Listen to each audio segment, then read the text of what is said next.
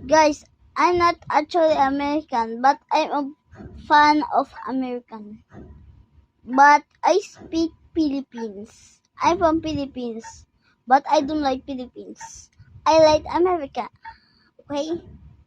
So I can speak Tagalog. Do you know? Do you know Philippines? I can speak the language. So don't you embarrassing. You're embarrassing me. Okay? It's hi. Kain na tayo. And it's tara na.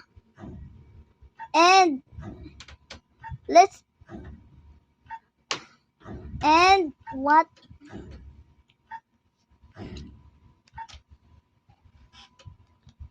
ayoko na. That is my language. But I can speak English. Look. Hi, I'm Rohan. Can we eat? Come on. Good. Okay?